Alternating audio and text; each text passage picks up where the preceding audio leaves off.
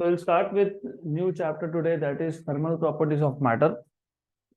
So far हमने electrical properties of matter we have seen in detail. We have also seen in detail mechanical properties of solids. तो मैंने आपको बताया था there are three states of matter which exist at normal temperature and pressure. When I say normal temperature मतलब room temperature, normal pressure मतलब atmospheric pressure या उससे थोड़ा ज्यादा pressure. So at normal temperature and pressure there are three states of matter. वापस से हमको थोड़ा सा इन डेप्थ देखना पड़ेगा which are states of matter. तो तीन states of matter exist करते हैं at normal temperature and pressure. Of course there are in total 5 states of matter: solids, liquids, gases, plasma and Bose-Einstein. Plasma ये very high temperature पे होता है. For example interior of star, star के अंदर, सन के अंदर वेरी हाई टेम्परेचर होते हैं. The temperature inside is lakhs of degree Celsius. तो वहां पे होता है प्लाज्मा स्टेट. और बोस आइंस्टाइन ये आर्टिफिशियली प्रोड्यूस करते हैं हम लोग inside a laboratory. But since we are talking about normal temperature and pressure, तो our focus will be always only on these three states of matter, that is solids, liquids and gases.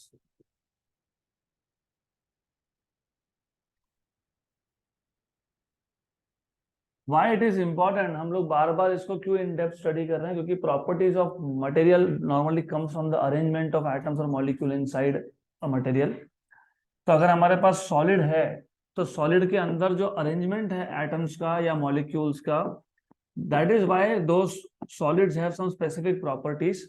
And in case of liquids, depending on what is the arrangement of atoms or molecules inside liquids will have some different properties. तो जो भी material का property होता है, it basically comes from how atoms or molecules are arranged inside that material, particular matter. तो यहाँ पे भी वही केस है. we will start with thermal properties of matter very soon. तो यहाँ पे भी आपको पता होना चाहिए, again thermal properties, the properties which depend on the temperature of a body are known as thermal properties of matter. और यहाँ पे वापस वही, depending on the arrangement we will study different properties for different states of matter. तो ultimately idea ये है कि ये कभी भूलना मत, क्योंकि तुम अगर ये भूल गए तो तुमको कुछ समझ में नहीं आएगा आगे. तो solids have periodic arrangement, well organized, very small distances, force of attraction is very strong, intermolecular forces are very strong. Liquids में, since the distance is large compared to solids, hence the forces of attraction are weak, right? Or in gases the intermolecular forces can be actually neglected.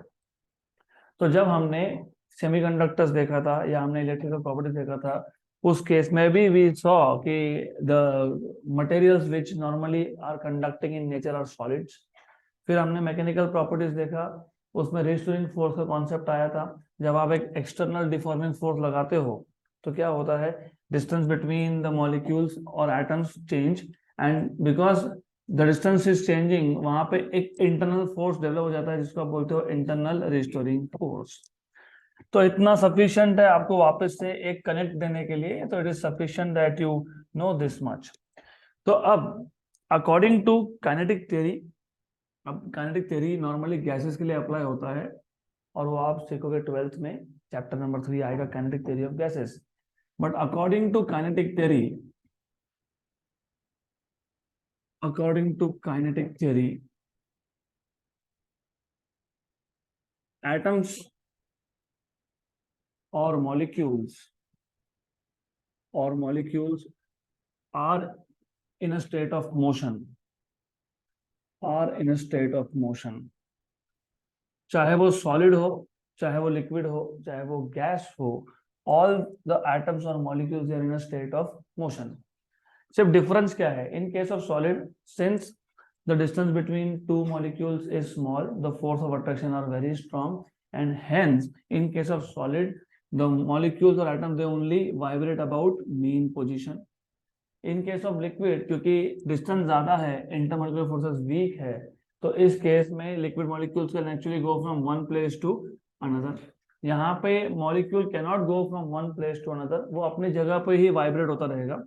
और vibrate क्यों होगा? For a very simple reason, क्योंकि हम लोगों ने material को कहाँ रखा है? नॉर्मल सराउंडिंग्स में. नॉर्मल सराउंडिंग मतलब रूम टेम्परेचर पे. तो रूम टेम्परेचर पे क्या है? हीट है. तो heat flows from higher temperature to lower temperature. तो यहाँ पे सराउंडिंग का हीट किसको मिलेगा? सब्सटेंस को। सब्सटेंस को मिलेगा मतलब किसको मिलेगा? एटम्स या मॉलिक्यूल्स को। तो ये एटम्स या मॉलिक्यूल्स एनर्जी लेके क्या करेंगे? They start vibrating.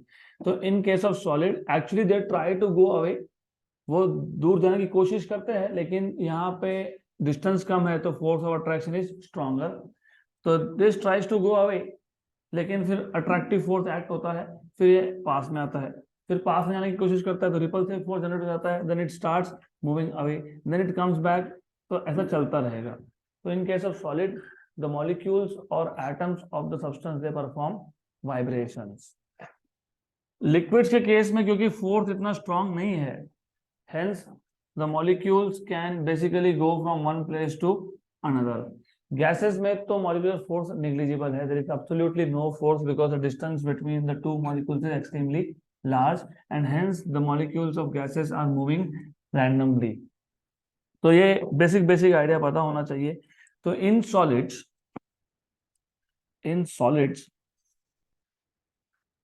since the distance between atoms or molecules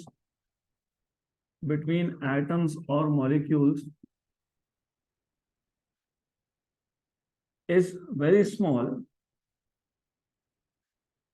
and hence intermolecular forces are very strong and hence intermolecular forces are very strong.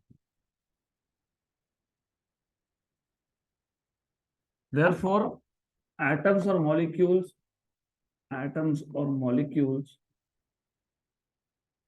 vibrate about their mean position.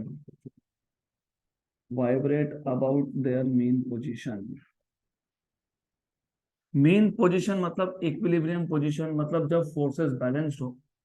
तो for example जो structure मैंने दिखाया है, each of the position is a mean position. ये mean position है इस particle की, ये इसका मीन पोजीशन है, ये इसका मीन पोजीशन है, ये इसका मीन पोजीशन है। सो मीन पोजीशन मतलब जब फोर्सेस बैलेंस्ड हो जाए तो जो भी लोकेशन वो एटम या मॉलिक्यूल ऑक्यूपाई करेगा उसको क्या बोलोगे? Mean position. तो ये जो पार्टिकल है, ये जो एटम है या मॉलिक्यूल है, it will keep on vibrating about mean position, equilibrium position. In case of liquid, the distance between molecules is large compared to solid and hence intermolecular forces are weak. So in case of liquids, the distance between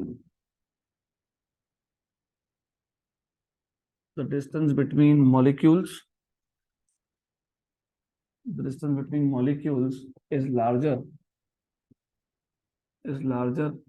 and hence the molecules have weaker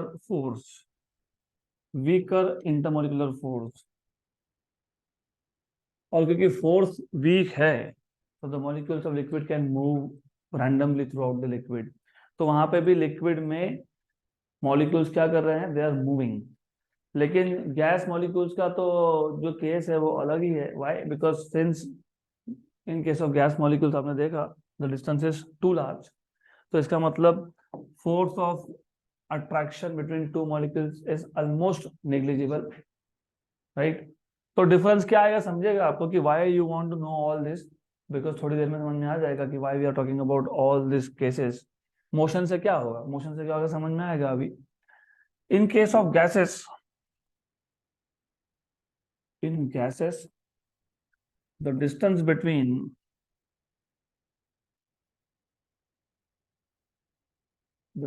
between molecules is extremely large, is very large, and hence intermolecular forces can be neglected.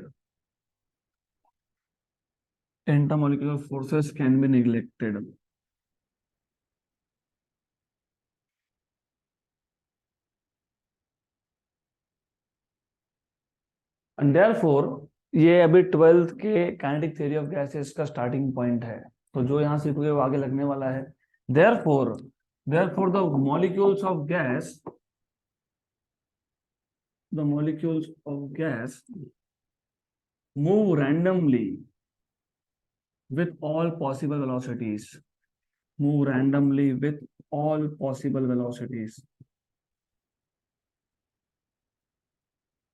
तो gas molecule के case में हर एक molecule is moving randomly.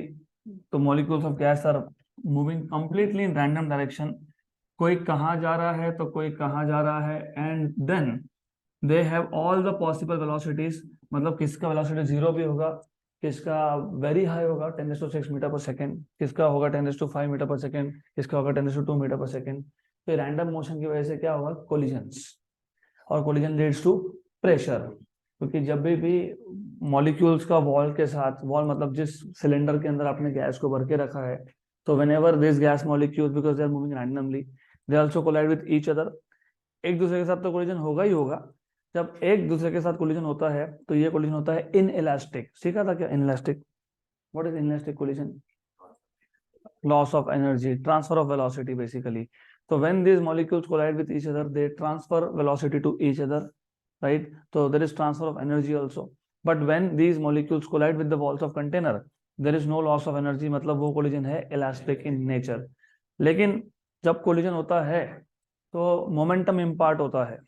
Momentum impart जब होता है तो force exert होता है, क्योंकि force का definition ही है dp by dt, change in momentum per unit time. तो whenever there is change in momentum, there is force. तो फोर्स अगर हुआ तो प्रेशर होता है, क्योंकि force upon area equal to pressure. अब हमारा जो ये चैप्टर है thermal properties of matter, thermal मतलब नाम में ही है टेम्परेचर, रिलेटेड टू टेम्परेचर. तो हमको टेम्परेचर मेजरमेंट करना है. तो टेम्परेचर मेजरमेंट करने के लिए हमको प्रॉपर्टीज यूज करनी पड़ती है वो सब्सटेंस. फॉर एग्जाम्पल हम आगे देखेंगे, आज ही देखेंगे. तो जो थर्मोमीटर हम लोग यूज करते हैं, पता है नॉर्मली थर्मोमीटर में क्या होता है? Mercury, right? So which property of mercury do you use to measure temperature? It expands. तो जब भी आपने मर्क्यूरी, एक उसको बोलते हैं लिक्विड इन ग्लास थर्मोमीटर, क्योंकि mercury is a liquid, you put it in a glass tube, तो लिक्विड इन ग्लास. तो जैसे ही आपने उसको एक हॉट बॉडी में डाल दिया तो हीट ट्रांसफर हुआ from hot body to the glass, then to the mercury, and mercury is a liquid which expands when heated. तो उसका वॉल्यूम एक्सपांड होगा. तो you are using the property of expansion there. Suppose मैंने एक gas thermometer लिया जिसमें मैंने volume fix कर दिया है, तो I am not allowing gas to expand, but I am giving temperature heat to it, क्योंकि उसको, उस थर्मोमीटर को मैंने एक हॉट बॉडी के साथ कांटेक्ट में लाया है. तो heat will flow from hot body to cold body. In this case cold body is thermometer. लेकिन हम यहाँ पे एक्सपांड होने दे नहीं रहे. जैसे मर्क्यूरी का केस था, मर्क्यूरी के केस में मर्क्यूरी वॉज एक्सपांडिंग, लेकिन in this case you are not allowing gas to expand. तो क्या होगा? प्रेशर विल इंक्रीज, क्योंकि हीट लेके मॉलिक्यूल्स क्या करेंगे? They will start moving even faster. When they move even faster they make more collisions with the walls, and when they make more collisions with the wall there is more force, मतलब there is more pressure. तो pressure change हुआ. तो this change in pressure can be used to measure temperature of the system. तो इसलिए छोटी छोटी चीज important है. स्किप करना इज वन थिंग, क्योंकि स्किप करोगे तो कोई फर्क तो इतना खास पड़ेगा नहीं, लेकिन समझ में आएगा कि why we are talking about this, क्योंकि हमको ये टेम्परेचर मेजरमेंट के काम में आने वाला है. अब द आइडिया हियर इज, ये जो गैस मॉलिक्यूल्स है, since they are moving randomly, right, तो हर एक गैस मॉलिक्यूल के पास एनर्जी है. मैं अगर सारे के सारे गैस मॉलिक्यूल की एनर्जी को ऐड कर देता हूं तो उसको बोलते हो इंटरनल एनर्जी और thermal energy of the system. When you talk about gases, remember यहाँ पे हम 1 2 3 4 5 मॉलिक्यूल्स की बात ही नहीं करते. यहाँ पे बात होती है 10⁻23, 10⁻30, 10⁻35 एटम्स और molecules at the same time. अगर आप 1 मोल ऑफ गैस भी लेते हो, what is 1 mole of gas? 6.023 into 10⁻23. तो अगर तुम 1 मोल ऑफ गैस की भी बात करते हो, and 1 mole of gas hardly few grams होता है, राइट? तो यू हैव 10⁻23 एटम्स और मॉलिक्यूल्स. अब हर एक मॉलिक्यूल के पास एनर्जी है, तो मैं अगर सारे मॉलिक्यूल्स की एनर्जी को ऐड करते गया तो उसको हम लोग बोलेंगे इंटरनल एनर्जी या फिर थर्मल एनर्जी. थर्मल नाम देने के पीछे एक रीजन है, क्योंकि ये एनर्जी अल्टीमेटली तो आया टेम्परेचर से. सराउंडिंग में हीट नहीं होता तो हीट गैस को ट्रांसफर नहीं होता. अगर ट्रांसफर नहीं होता तो ये मॉलिक्यूल्स मोशन परफॉर्म नहीं करते, मोशन परफॉर्म नहीं करते तो वेलोसिटी जीरो होता, वेलोसिटी जीरो होता तो काइनेटिक एनर्जी जीरो होता, तो एनर्जी जीरो होता. So the idea here is if you add all the energies of all the molecules you get something called as thermal energy, और उसको क्या बोलते हो, internal energy. So the addition of the sum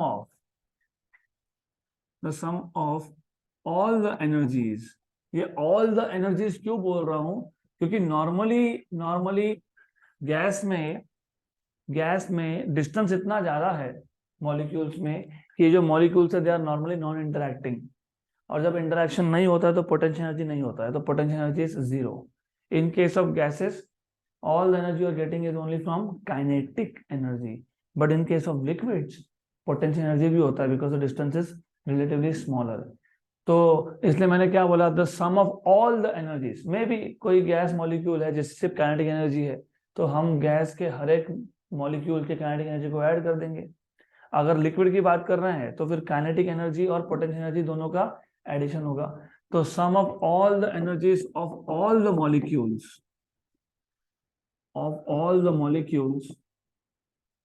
is known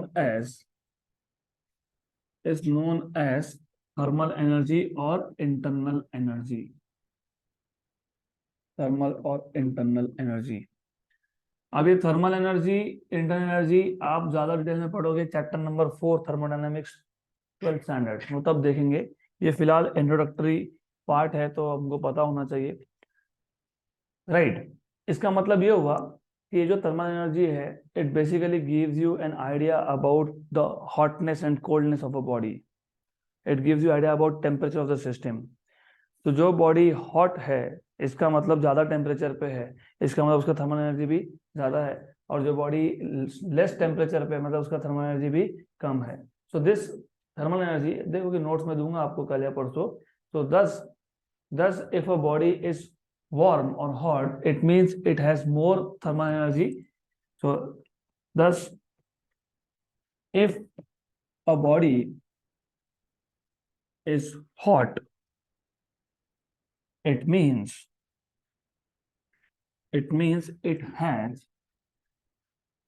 more thermal energy, and vice versa. What do you mean by vice versa? Opposite is also true. For example, if a body is cold, it means it has less thermal energy. यहाँ तक clear? So this brings us to a topic. इसका मतलब आप ये भी बोल सकते हो कि temperature is actually the measure of average thermal energy. मैंने अभी बताया जिस बॉडी का टेम्परेचर ज्यादा उसका थर्मल एनर्जी ज्यादा. तो तुम जब टेम्परेचर मेजर करते हो तुम एक्चुअली क्या मेजर कर रहे हो, you are in a way measuring thermal energy of the system. तो thus temperature of a body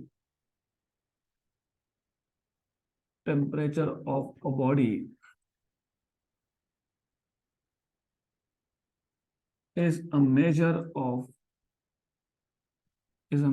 of average thermal energy.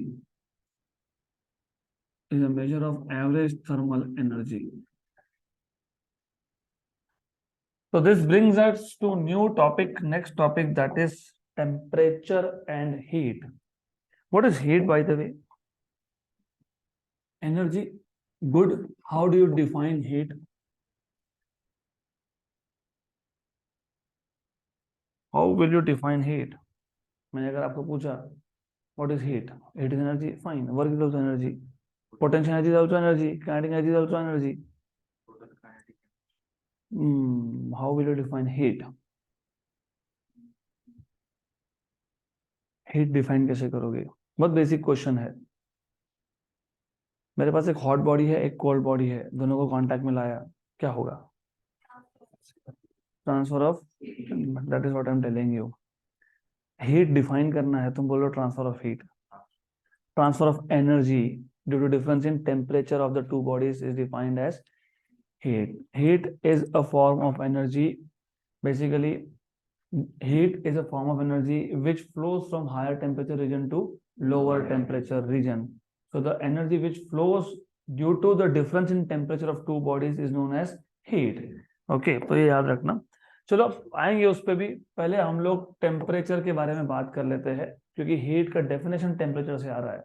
That is why I said heat define कैसे करोगे, the energy that flows due to difference in temperature of the two bodies. तो पहले हमको temperature define करना पड़ेगा।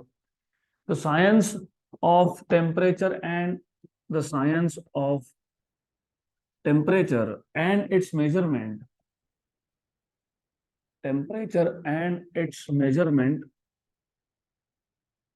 is known as, and its measurement is known as thermometry, is known as thermometry।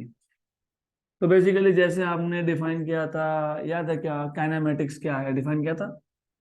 हाँ, हमने define किया था व्हाट इज स्टैटिक्स, यस। हमने डिफाइन किया था व्हाट इज डायनामिक्स, यस। तो वैसे ही the science of the branch of physics which studies temperature and its measurement is known as thermometry, and the device that you use, the device which is used to measure temperature,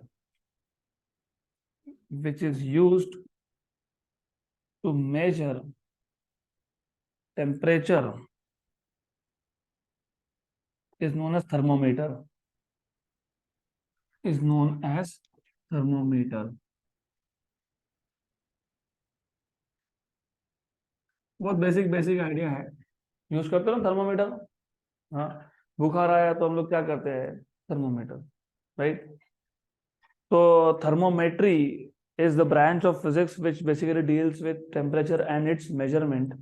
इसलिए तो जो device आप use करते हो उसको क्या बोलते हो, थर्मोमीटर, राइट। अब ये जो कॉन्सेप्ट ऑफ टेम्परेचर है पहले वो देखते हैं वो क्या है। तो concept of temperature is basically the measure of hotness और कोल्डनेस ऑफ अ बॉडी। कौन सा बॉडी कितना हॉट है कितना कोल्ड है, that is nothing but it's temperature.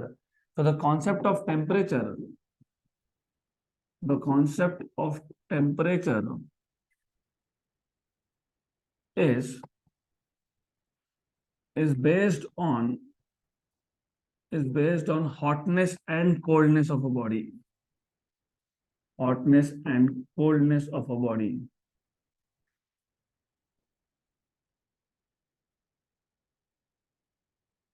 और ये प्योरली ह्यूमन सेंसेस पे बेस्ड है। For example why I am saying human senses, मैंने अगर आपको दो सब्सटेंस दे दिए, एक को आप हाथ लगा रहे हो यू आर फीलिंग हॉट, दूसरे को आप हाथ लगा रहे हो फीलिंग कोल्ड। तो जो टेम्परेचर का कॉन्सेप्ट आइडियली कहाँ से आया था, from the human senses of feeling hot and cold, right. अभी भी हो ही रहा है ना, सुबह सुबह आते तो लगता है बहुत ठंड है, 11-12 होते लगता है गर्मी है। तो it is basically based on human senses. तो हम शुरू में जब साइंस इतना प्रोग्रेस नहीं हुआ था तो ये टेम्परेचर ये सब कॉन्सेप्ट्स थे ही नहीं।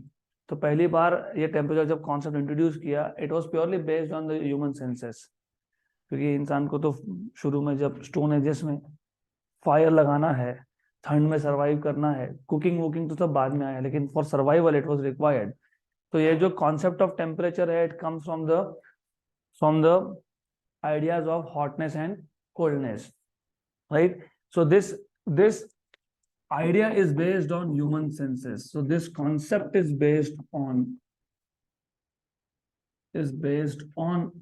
human sensation, basically human sensation। पर हम it is based on human sensation, पर हम हमेशा इसको ऐसा ही समझ के नहीं चल सकते ना। क्यों? क्योंकि ये थोड़ा सा प्रॉब्लमेटिक काम है। मैं सिंपल एग्जांपल लेता हूँ। फॉर एग्जांपल ये जो डेफिनेशन ऑफ टेम्परेचर है बेस्ड ऑन ह्यूमन सेंसेशन, हमने एक बॉडी को हाथ लगाया हमको लगता है हॉट है, हमने एक बॉडी को हाथ लगाया हमको लगता है कोल्ड है। तो दिस डेफिनेशन और this concept of temperature is not relevant. क्यों? एग्जाम्पल, फॉर एग्जाम्पल मेरे पास एक हॉट वाटर है और एक लूक वार्म वाटर है। What is the meaning of look warm? हाँ, कोमट कोमट म्हणतो ना आपण, हाँ, that is the meaning of lukewarm। Put your hand inside very hot water, take it out, put it inside lukewarm water, what do you feel? Cold। लेकिन वो cold तो था नहीं, वो lukewarm था, राइट। उल्टा करो, एक पानी का बकेट लो जिसमें आइस डाल के रखो, put your hand inside that bucket and take it out and put it in lukewarm water, क्या हो सकता है? हॉट। तो एक केस में वही लूक वार्म वाटर आपको कोल्ड लग रहा था और उसी केस में ये आपको हॉट लगता है। तो ये जो कॉन्सेप्ट है थोड़ा गड़बड़ वाला कॉन्सेप्ट है, this is not relevant for science. Normal day to day life में ठीक है, कंपेरिजन के लिए आप बोलोगे ये हॉट है वो कोल्ड है, वो एक्चुअली कोल्ड नहीं है वो लूक वार्म है। आप बोलोगे वो कोल्ड है ये हॉट है, ये हॉट नहीं है ये लूक वार्म है। तो ये आइडिया रिलेवेंट नहीं है for science. So this definition, but this definition but this definition is not relevant, basically is not relevant since मैं अभी एकदम शॉर्टकट में लिखने वाला हूं, since lukewarm water may feel hot if if you first keep your hand in contact with hot body, बराबर ना? हाँ, keep your hand in contact with cold body, in contact with cold body, and the same lukewarm water may feel, अरे पहले क्या बोला हमने hot, तो अभी क्या बोलोगे cold. if you first keep your hand in contact with keep your hand in contact with hot body,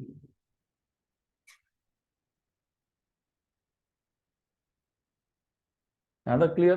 तो अभी तक हम बेसिक ही डेवलप कर रहे हैं, क्योंकि एकदम से जंप नहीं मार सकता मैं। I can not go and directly tell you ठीक है ऐसा ऐसा फॉर्मूला आ जाएगा, तो वैसा नहीं करेंगे। We have to make some base first.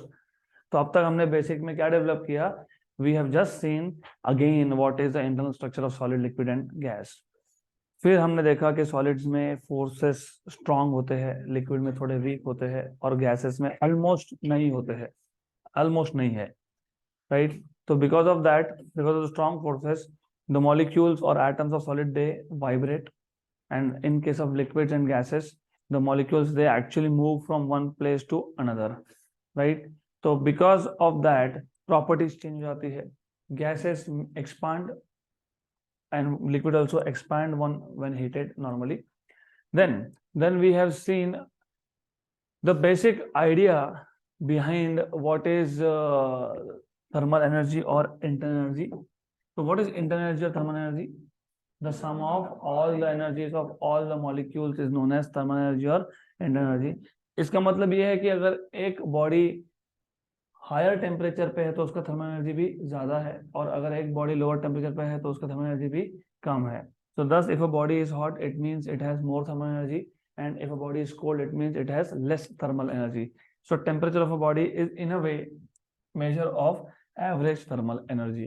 फिर हमने टेम्परेचर एंड हीट का कॉन्सेप्ट लाया। सबसे पहले तो टेम्परेचर मेजरमेंट को, science of temperature and its measurement is known as thermometry, and a device that you will use to measure temperature will be known as thermometer. तो जो concept of temperature था, it was originally based on the idea of hotness and coldness, लेकिन as I told you ये human sensation पे based है। फिर ऐसा था तो हम लोग डिस्टेंस भी ह्यूमन सेंसेशन से भी मेजर कर लेते ना, मेरा हाथ मतलब 1 मीटर। तो ऐसा इररिलेवेंट आइडियाज चलता नहीं है। सो ये जो आइडिया है ये इररिलेवेंट है, it can not be used for global level. मैंने अभी एक एग्जांपल दिया, एक सेम लूक वार्म वाटर कभी हॉट फील होगा कभी कोल्ड फील होगा, डिपेंडिंग ऑन पहले का कंडीशन क्या था। पहले अगर आपने हॉट वाटर में अपना हाथ रखा था फिर लूक वार्म में रखा तो कोल्ड लगेगा। पहले अगर वो आइस के बैग में था, अब इसमें डाल रहे हो लूक वार्म में, तो वो हॉट लगेगा आपको। तो that is the basic idea behind temperature. अब इसके बाद हमको देखना है what are different types of thermometer, and पहले हीट डिफाइन कर लेंगे। तो हीट को कैसे डिफाइन करोगे? Heat transfer of energy from one body to another body due to difference in temperature, right? So heat can be defined as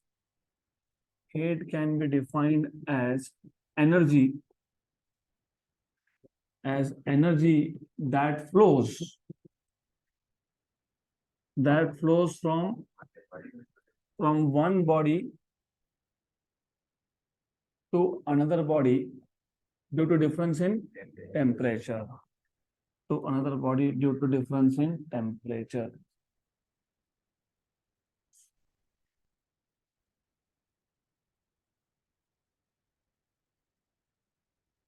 thermodynamics में chapter number 4 of 12 पूरा theory है, वो तो लिखना पड़ेगा आपको। तो ये बेसिक बेसिक आइडिया लगने वाला है वहां पे। So do not even think of neglecting such thing. वहां पे 80% चैप्टर में थ्योरी है और तुमको एक्सप्लेन करना है, तो ये भी वहां लगने वाला है। व्हाट इज हीट, हम डिटेल में समझाएंगे व्हाट इज हीट। अभी तो डिटेल में जा नहीं रहा हूँ, but I will explain you in further detail what is heat in thermodynamics. ये सिर्फ एक बेसिक डेफिनेशन है। Energy that flows due to difference in temperature is known as heat. तो अब हम लोग आ जाते हैं थर्मोमीटर्स पे। तो द आइडिया हियर इज कि हमको टेम्परेचर मेजर करना है बॉडी का। तो टेम्परेचर मेजर करने के लिए हम क्या कर सकते हैं? अभी डेफिनेटली सेंसेस तो यूज नहीं करेंगे ना, ह्यूमन सेंसेशन हम लोग यूज नहीं करेंगे। We can not just keep relevant, keep dependent on this human sensation. एक बोलेगा मुझे हॉट लगता है, दूसरा मुझे कोल्ड लगता है। होता है same thing happens in classroom also. एक बोलता है एसी चालू करो, दूसरा बोलता है बंद करो। तो आपको मटेरियल की कोई प्रॉपर्टी यूज करने पड़ेंगे टू मेजर टेम्परेचर। तो क्या क्या तुम यूज कर सकते हो? पहली बात तो जो भी प्रॉपर्टी आप यूज करोगे it should depend on temperature. तो materials they basically change their properties when subjected to higher temperature. तो याद रखना क्या क्या चेंज हो सकता है। एक तो आपने बताया वॉल्यूम, दूसरा मैंने बताया प्रेशर, तीसरा तीसरा याद है आपको इलेक्ट्रिक करंट थ्रू कंडक्टर्स के केस में एक थर्मिस्टर नाम का चीज आया था। नहीं यार, मैंने बताया था रेजिस्टेंस इंक्रीज होता है। Resistance of the conductor increases due to increase in temperature. Again वो यहीं से आता है। तुम टेम्परेचर अगर बढ़ाओगे तो वाइब्रेशंस क्या होंगे? बढ़ेंगे। वाइब्रेशंस बढ़ेंगे तो जो इलेक्ट्रॉन एक जगह से दूसरी जगह पे जा रहा था it will suffer more collision. More collision मतलब मोर रेजिस्टेंस। तो टेम्परेचर इंक्रीज के साथ साथ रेजिस्टेंस भी चेंज हो सकता है। So the properties of the material which change due to change in temperature can be used for measurement of temperature. एक है वॉल्यूम, दूसरा है प्रेशर और तीसरा है टेम्परेचर, राइट? Sorry, resistance. तीसरा है रेजिस्टेंस। तो based on this three you have different types of thermometers. आप जो नॉर्मली यूज करते हैं वो कौन सा होता है? Liquid in glass. Liquid in glass मतलब मर्क्यूरी इन ग्लास। मर्क्यूरी को हम लोग ग्लास ट्यूब में फिल कर देते हैं और उसका वॉल्यूम चेंज मेजर करते हैं। That gives you idea about temperature. दूसरा मैंने बताया, हाँ, वॉल्यूम कांस्टेंट रखा तो चेंज इन प्रेशर। लेकिन उसका एक पर्टिकुलर नाम है। जैसे इसको लिक्विड इन ग्लास बोला, उसको बोलते हैं कांस्टेंट वॉल्यूम गैस थर्मोमीटर, क्योंकि उसके अंदर गैस ही भरते हो। फिर तीसरा आता है थर्मिस्टर, जिसको आप बोलते हो रेजिस्टेंस थर्मोमीटर। तो the properties of material, the properties of material which change, the properties of material which change due to change in temperature, due to change in temperature can be used for temperature measurement, can be used for temperature measurement.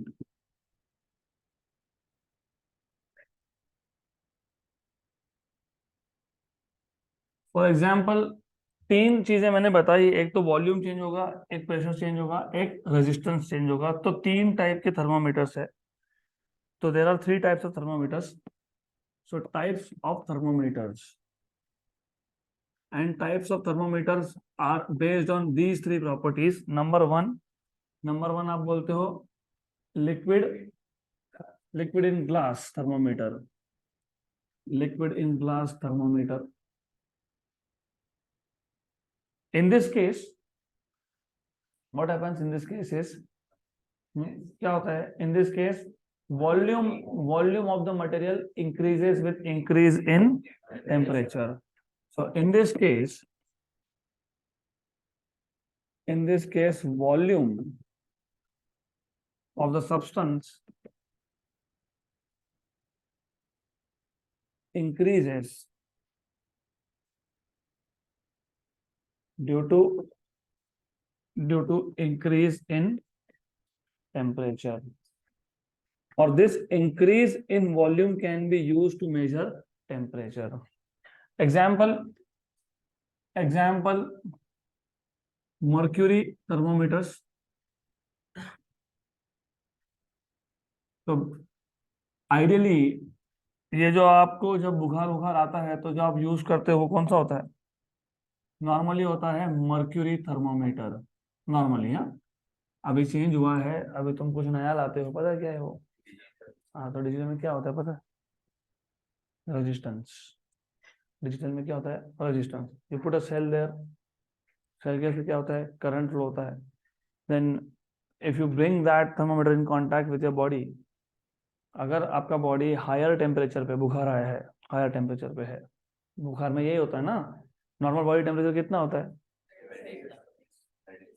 37 degree Celsius. लेकिन तुम बोलते हो 102 का बुखार है, फिर कि तुम्हारा बॉडी का टेम्परेचर 102 हो गया? वो फ़ारेनहाइट में होता है। तो what is your body temperature in Fahrenheit scale? Normal body temperature 98 point something. तो जब फीवर आया, बुखार आया, तो बॉडी टेम्परेचर हाई हो गया, तो तुम वो थर्मोमीटर को कांटेक्ट में लाए, तो हायर टेम्परेचर है, हायर टेम्परेचर मतलब रेजिस्टेंस बढ़ गया, रेजिस्टेंस बढ़ गया तो करंट विल डिक्रीज। तो ये चेंज मेजर होता है उसमें, and then it gives you the idea about what is the increase in temperature. दूसरे टाइप का है constant volume, constant volume gas thermometer. Constant volume gas thermometer, ये हम लोग डे टू डे लाइफ में यूज नहीं करते। We do not use this for day to day life. ये हम लोग सिर्फ लैबोरेटरीज में यूज करते हैं, क्योंकि it employees use of gas, and gas is not always good. और बाकी बाकी चीजें भी होती है which is definitely, of course, leakage के प्रॉब्लम हो जाते हैं गैस में। तो ये नॉर्मली हम लोग इंडस्ट्रीज में यूज करते हैं। और क्यों, और एक भी चीज है ना, रेंज रेंज। अभी ये जो तुम लिक्विड इन ग्लास बोल रहे हो, मतलब तुम मर्क्यूरी थर्मोमीटर की बात कर रहे हो, तो इसका रेंज कम होता है। It can measure from certain value to certain value, उससे ज्यादा तुम मेजर नहीं कर सकते इसको। क्यों? क्योंकि ऑफ कोर्स पर degree change in temperature volume कितना एक्सपांड होगा वो देखना पड़ेगा हमको। और ये जो आता है कांस्टेंट वॉल्यूम गैस थर्मोमीटर, इसका कंस्ट्रक्शन अलग है। तो इसमें क्या होता है कि आपके पास एक सिलेंडर है, इस सिलेंडर के अंदर गैस है, you filled up with gas. तो यहाँ पे आपने गैस भर के रखा है, और गैस मतलब यहाँ पे मॉलिक्यूल्स ऑफ गैस है which are already moving randomly. अगर आपने इसको हॉट बॉडी के साथ कांटेक्ट में लाया, if you bring this in contact with hot body, this molecule start moving faster. Faster मतलब more collision with the walls of the cylinder. More collision मतलब more momentum will be imparted, मतलब more force मतलब more pressure. और यहाँ पे आप एक pressure metre लगा देते हो फिर। तो प्रेशर से आप मेजर करते हो what is the change in temperature. So in this case pressure of the substance increases when temperature is increased, right? तो अभी मैं लिखूंगा नहीं हर चीज, आई टोल्ड यू कि I just give you rough introduction, इतना डेप्थ नहीं है, ये सब इंट्रोडक्शन का पार्ट है। तो आप अगर ये सब स्किप भी करोगे तो एब्सोल्युटली नो प्रॉब्लम, क्योंकि हमारा मेन थ्योरी स्टार्ट होता है from different types, different scales of temperature measurement. 3 scale use करते हैं हम लोग, कौन से? Degree Celsius, Fahrenheit and kelvin. तुम्हारा एक्चुअल थ्योरी वहां से स्टार्ट होता है। ये सिर्फ बेसिक बैकग्राउंड बना रहे हैं हम लोग कि why things will change with temperature. तो when you increase the temperature, you increase मतलब when you bring this thermometer in contact with a hotter body, the energy मतलब heat will flow from hot body to cold body, in this case is thermometer. So there is heat transfer from hot body to the thermometer में है gas, और volume है constant. अगर volume constant नहीं होता तो क्या होता? अगर वॉल्यूम कांस्टेंट नहीं होता, सपोज ये फ्लेक्सिबल होता, तो जैसे ही मॉलिक्यूल्स को एनर्जी मिल गया तो वो फास्ट मूव होंगे तो क्या करेंगे? कोलिजन करेंगे तो इसको ऊपर शिफ्ट कर देंगे। एक्सपांशन हो जाएगा इस केस में, तो गैस विल एक्सपांड। तो हमने पहले से ही इसका वॉल्यूम फिक्स करके रखा है, तो फिक्स करके रखा है तो यहाँ पे प्रेशर चेंज हम लोग मेजर कर सकते हैं। तो you can measure what is the change in pressure in this case. यहाँ तक clear? Good. So in this case, pressure of the substance changes with increase in temperature, right? Then तीसरा type का है, तीसरा type, third type, resistance thermometer. Resistance thermometer, तो we already know कि जब conductor का टेम्परेचर बढ़ जाए तो उसका रेजिस्टेंस भी बढ़ जाता है। तो ये जो चेंज इन रेजिस्टेंस है due to change in temperature can be measured, और आप टेम्परेचर वहां से मेजर कर सकते हो। So we know that conductors have resistance and the resistance of the conductor increases with increase in temperature, and this increase in the resistance can be measured, और उससे हम लोग फाइंड कर लेंगे what is the change in temperature।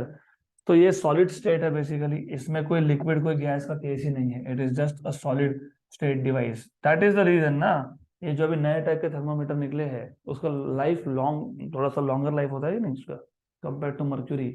Mercury thermometer जल्दी टूट जाता है, ब्रिटल होता है वो, उसमें लिक्विड है, ये क्या है, सॉलिड स्टेट है, तो इसका लाइफ भी बड़ा है, तो it stage for more time. ज्यादा क्लियर? पक्का पक्का क्लियर? Sure sure clear. तो अब आ जाते हैं हमारे मेन पॉइंट पे। Main point is different scales of temperature measurement. तो different scales of temperature measurement में जाने से पहले तुमको दो इंपॉर्टेंट चीज पता होनी चाहिए। एक को बोलते हो आप आइस पॉइंट या फिर फ्रीजिंग पॉइंट, और दूसरे को आप बोलते हो स्टीम पॉइंट और बॉइलिंग पॉइंट। स्टीम पॉइंट और बॉइलिंग पॉइंट। तो अब तक का स्टोरी, ये स्टोरी है, थ्योरी है, कैन नॉट हेल्प इट। तो अब तक का स्टोरी क्लियर, ऐसे मैं इमेजिन करके चल रहा हूँ, आपको पता है सॉलिड लिक्विड्स और गैस में होता क्या है, अरेंजमेंट कैसा है, आपको सब पता है already, this is my assumption. Then I assume कि तुमको थर्मल एनर्जी इंटरनल एनर्जी पता लग गया, what is thermal energy internal energy. Then I assume that you know more temperature मतलब more thermal energy.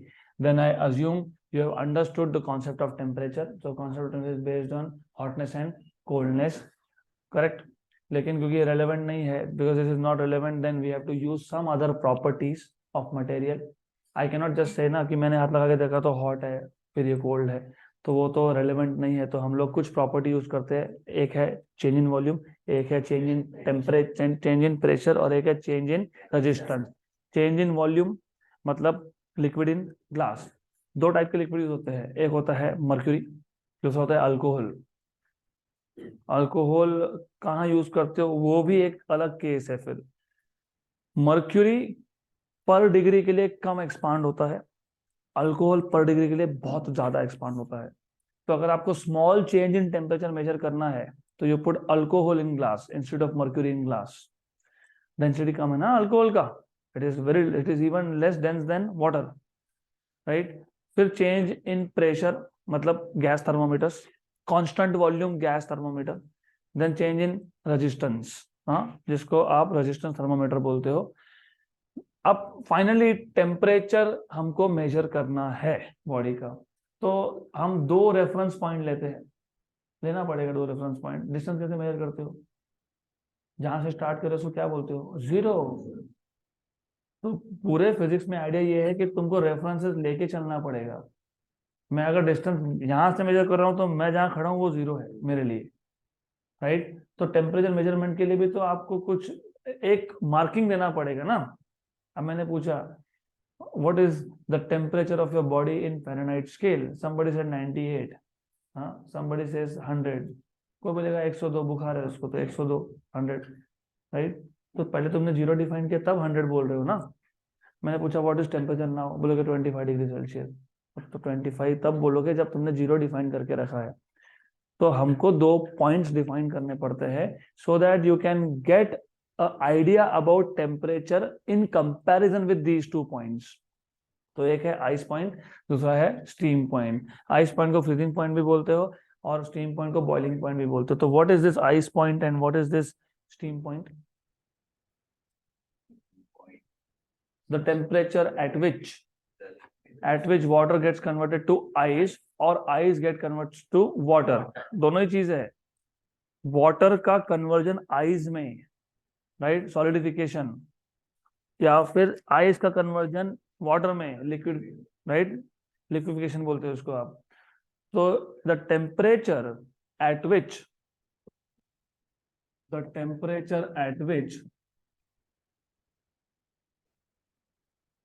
the temperature at which ice gets converted to water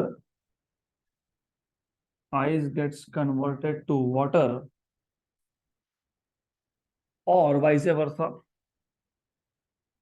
मतलब water gets converted to ice is defined as ice point or freezing point,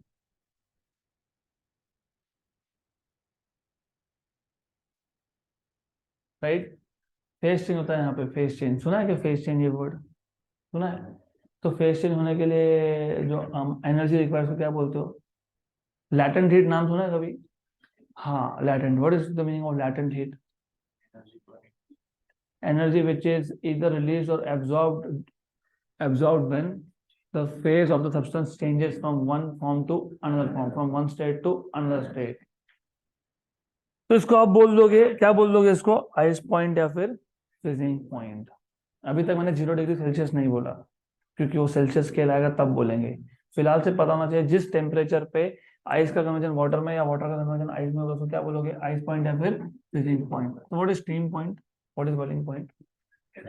the temperature at which water gets converted to steam, मतलब vapour, right, और vice versa, water vapour gets converted to liquid, मतलब vapor gets converted to liquid water is known as steam point or boiling point.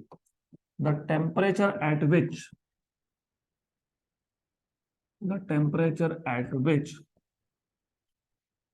water gets converted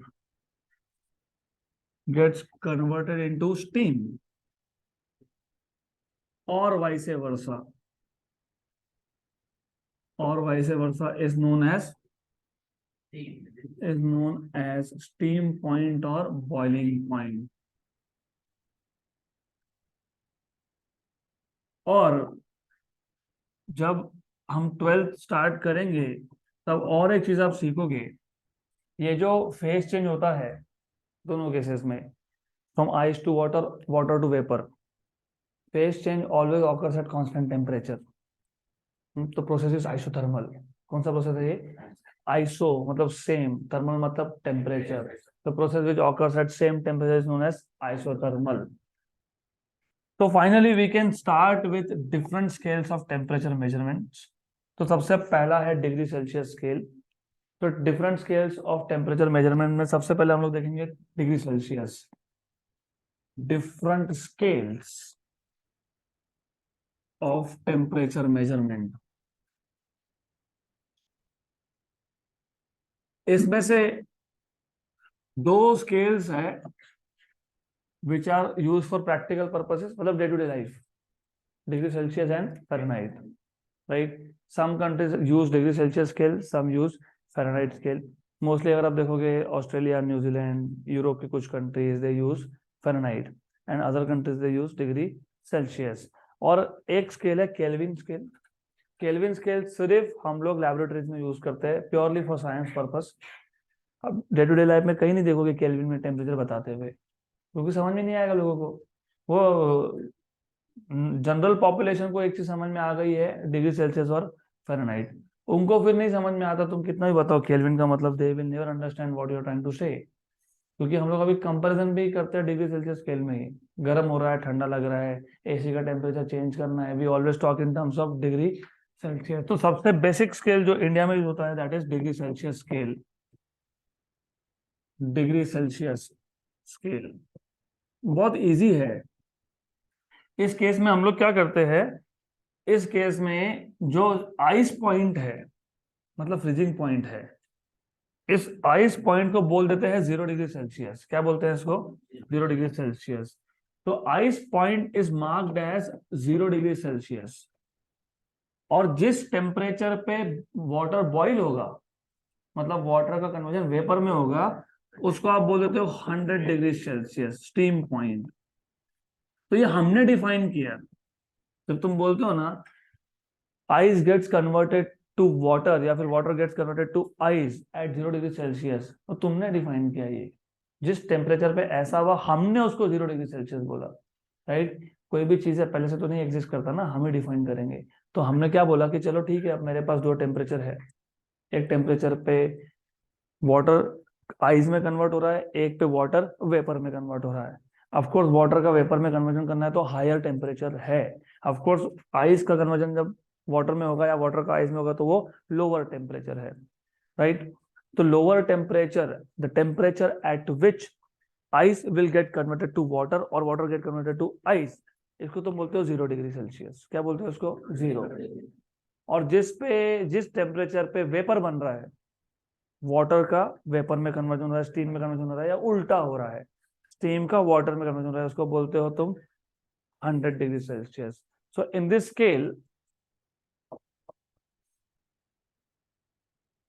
this scale ice point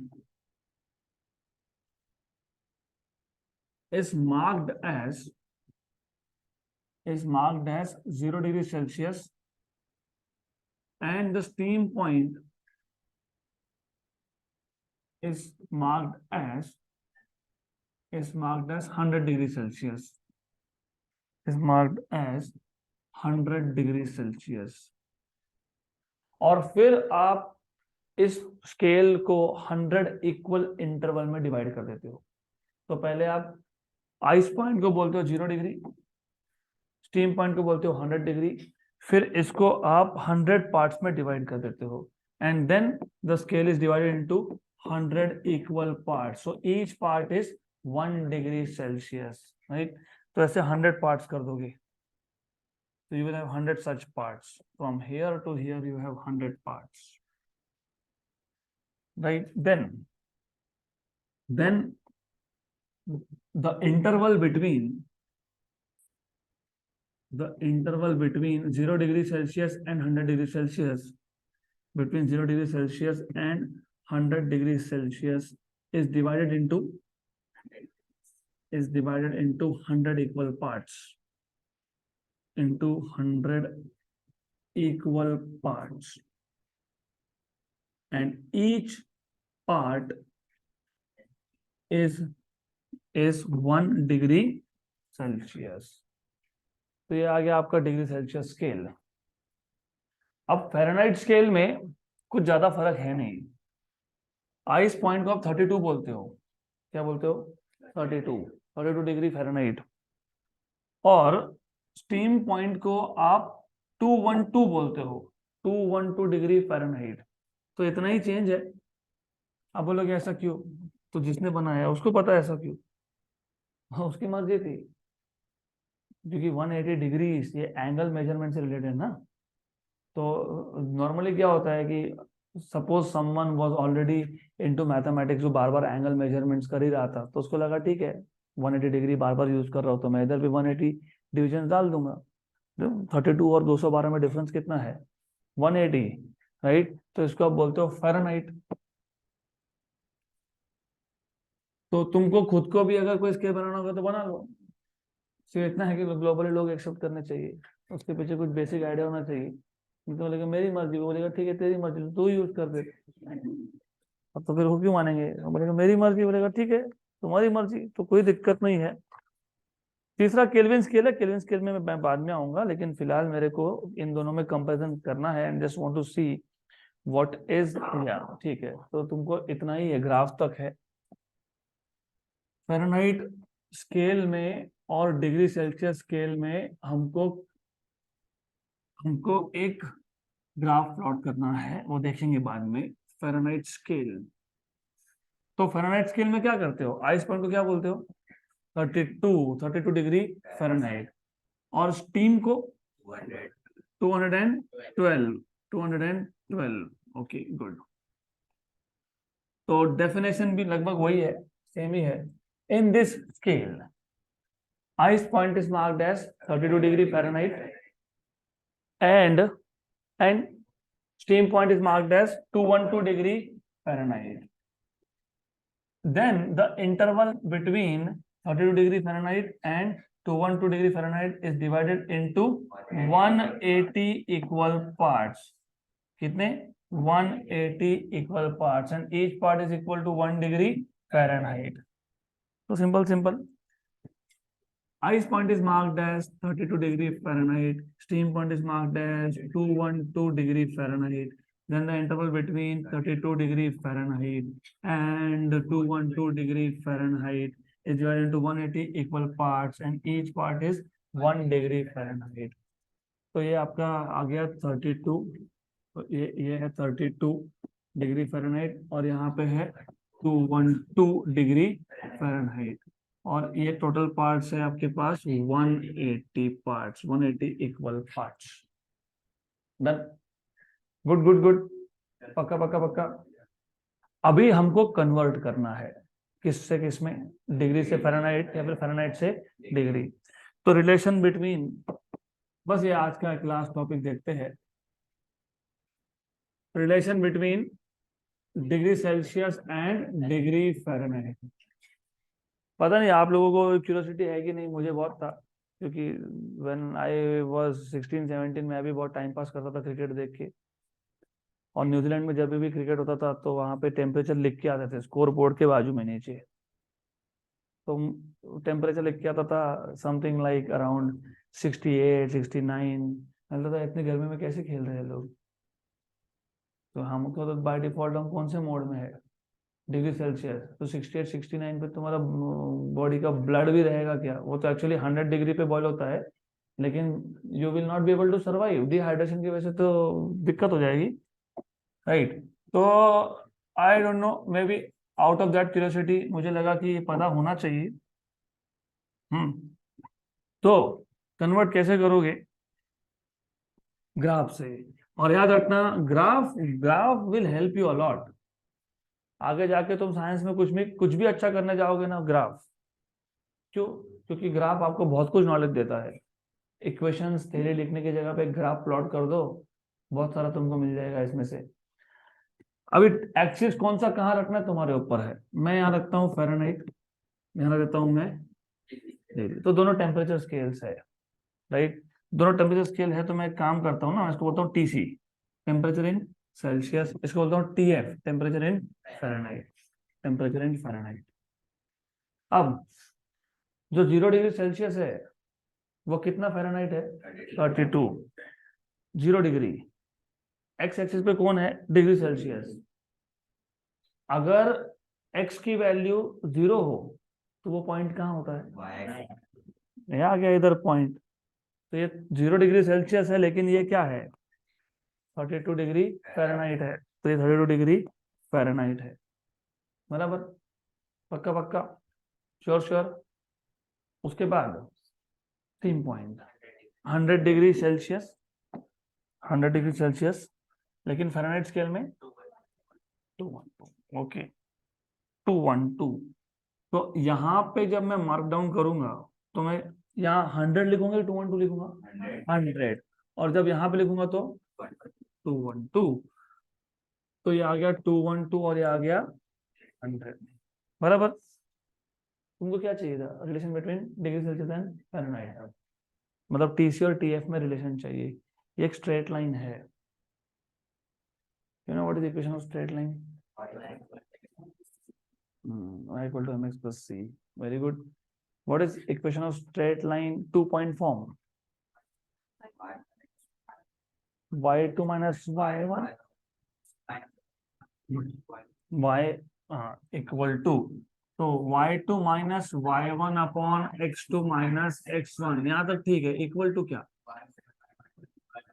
upon x minus x1, बराबर? हाँ, तो अभी 2-point form में क्यों बोला? क्योंकि मेरे पास 2 पॉइंट है ना, 2 पॉइंट है कि नहीं? एक इधर एक उधर, बराबर, राइट? तो ये जो पॉइंट है इसको बी पॉइंट बोल देते हैं, ये पॉइंट है ए, इसको ए बोल देते हैं। मुझे बताओ बी के कोऑर्डिनेट्स क्या है? दिख रहा है 100 और 212। ये दूसरा पॉइंट है, तो ये कौन है? x2 y2, लेकिन x2 मतलब हायर टेम्परेचर TC और y2 higher temperature TF। Values है हमारे पास, मैं सिर्फ बता रहा हूँ, ये डिग्री सेल्सियस का है और ये फ़ारेनहाइट स्केल का है। ओके देन और एक पॉइंट कहाँ पे है, ए 0,32 डालो ये वैल्यूज वहां पे। ये कौन से वैल्यूज है, x1 y, right. y, what is y axis, what is y axis, TF, temperature in Fahrenheit, minus y1, what is y1, 32 upon TC minus 0 equal to 200 and minus 32 पक्का, अपॉन 100 माइनस, तो TF minus 32 upon TC equal to 180 by 100। तो ये आ गया TF minus 32 by TC equal to 9 by, मिल गया conversion factor. This is how you can convert from degree Celsius to Fahrenheit या फिर फ़ारेनहाइट टू डिग्री सेल्सियस। चलो एक एग्जांपल ले लेते हैं ना, तुमको दो तो पता ही है, आइस पॉइंट तो तुमको पता ही है, तुमको स्टीम पॉइंट भी पता है, बराबर। अब हमने स्टीम पॉइंट डिग्री सेल्सियस में कितना बोला था, 100, तो फ़ारेनहाइट में कितना आया था, चेक कर लेते हैं। TC माइनस 32, TC की TF upon TC equal to 9 बाय, स्टीम पॉइंट को तुम बोलते हो 100, कौन से स्केल में, डिग्री सेल्सियस, 9 बाय 1 एंड 20, 180, 180 इसको शिफ्ट कर दोगे 212, बराबर है, स्केल बराबर है, कन्वर्जन बराबर है। क्लियर यहाँ तक, पक्का पक्का। ओके तो आज का टेक अवे पॉइंट ये है, बाकी सब तो इंट्रोडक्शन था, वो तो करना ही पड़ता है, मजबूरी है। इंपॉर्टेंट ये है, इंपॉर्टेंट यहाँ से आगे है। आइस पॉइंट मतलब क्या बताओ, the temperature at which water gets converted to ice और ice gets converted to water. What is steam point, तो वाटर का वेपर हो रहा है in short, right, at steam point. Good. अब अलग अलग स्केल्स थे, एक था डिग्री सेल्सियस स्केल, एक है फ़ारेनहाइट स्केल। आइस पॉइंट को तुमने बोल दिया 0 डिग्री सेल्सियस, स्टीम को बोल दिया 100 डिग्री सेल्सियस, 100 इक्वल डिविजन्स कर दिए, each division is 1 degree Celsius. Fahrenheit scale में तुमने आइस पॉइंट को बोला है 32 डिग्री फ़ारेनहाइट और स्टीम पॉइंट को बोला है 212 डिग्री फ़ारेनहाइट, 180 डिविजन्स की, each division is called as 1 degree Fahrenheit. फिर हमने सोचा कि अभी कन्वर्ट कैसे करें, हर एक चीज के लिए एक टेम्परेचर को डिग्री से फ़ारेनहाइट में लेके जाने के लिए बार बार कैलकुलेशन तो कर नहीं सकते, टाइम वेस्ट होगा, तो हमने ग्राफ प्लॉट कर दिया। हमने एक एक्सिस पे डिग्री सेल्सियस प्लॉट कर दिया TC, एक पे कर दिया फ़ारेनहाइट TF। फिर हमको पता था जिसको तुम 0 बोल रहे हो उसको 32 बोल रहे हो, तो एक पॉइंट मिल गया हमको, और जिसको तुम आइडियली 100 बोल रहे हो उसको 212 बोल रहे हो, तो दूसरा पॉइंट मिल गया।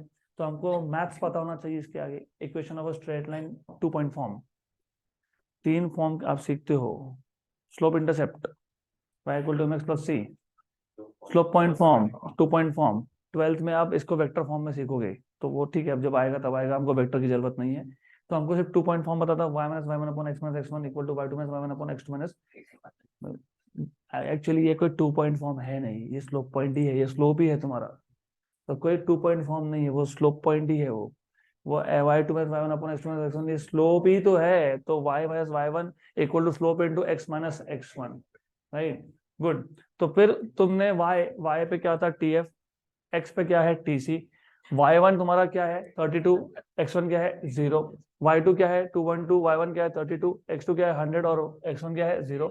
ऐसा सब्स्टिट्यूट किया तो तुमको कन्वर्जन मिल गया। Done, this is how you can convert. So that's it for today.